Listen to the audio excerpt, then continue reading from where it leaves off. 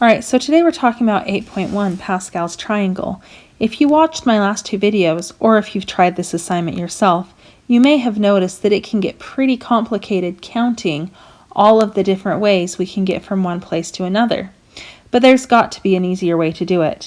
For example, I know that if I start at the origin and I want to get to, let's say, the point 1, 0, well, there's only one way I can do it. I can head to the right.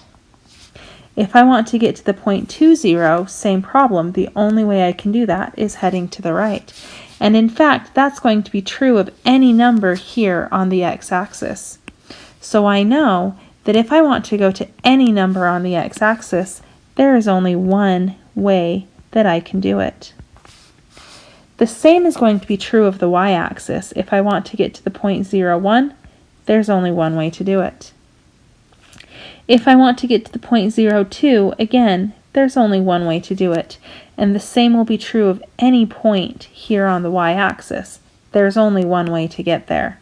So, I know that here on the y-axis, for each point, there's again only one way to do it. Well, what about the point 1, 1, which we talked about before? Remember we said that you can go to the right and then up, or you can go up and then to the right. But those were the only options. So there are two ways that I can get to the point 1, 1. Okay, remember if we wanted to get to the store, there were three ways to do that. And if I want to go to the right and up to get to this point, there are going to be three ways to do that as well.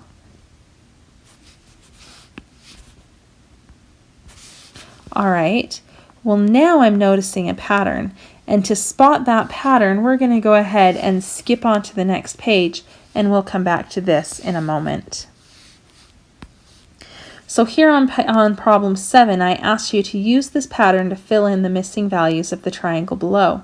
Now there is a pattern here, and hopefully you noticed it.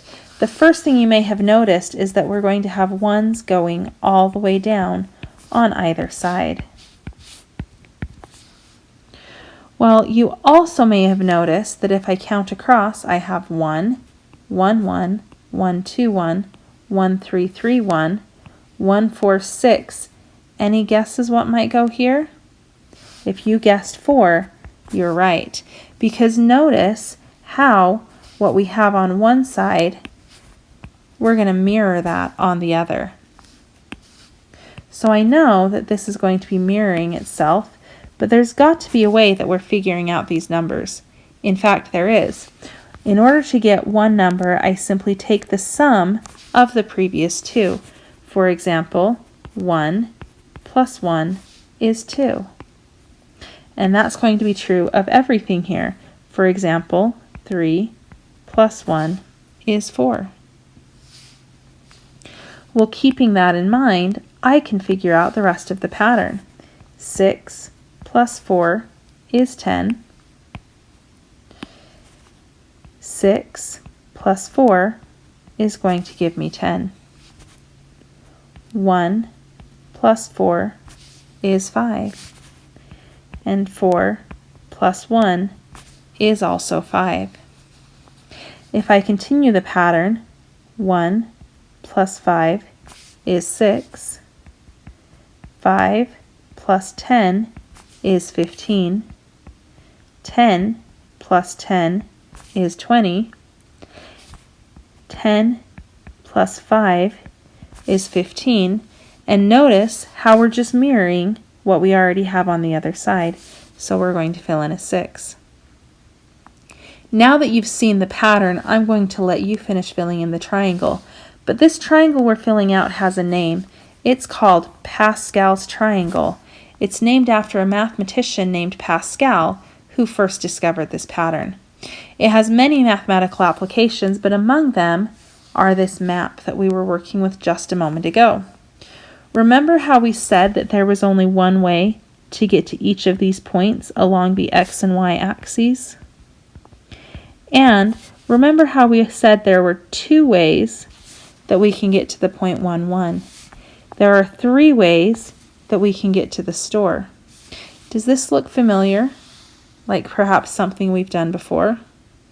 Hopefully you notice that we are creating Pascal's triangle, which means to find each point, I just have to take the sum of the previous two. 1 plus 2 is 3. So I know that this number right here is going to be 3. Well, keeping that pattern in mind, I can actually figure out the answers to all of the rest of these problems. 3 plus 1 is 4. 3 plus 3 is 6. 3 plus 1 is 4. 4 plus 6 is 10. 4 plus 1 is 5. 6 plus 4 is 10. 4 plus 1 is 5. Then, if I add my 10 and my 10 together, I get that there are 20 different ways that I could get to the school. If I add the 10 and the 5 together, I get that there are 15 ways that I can get to the library, which matches, as you may recall, with the answer we got back here on problem 2. So now that you see the pattern, go ahead and finish it out to figure out the park and the post office.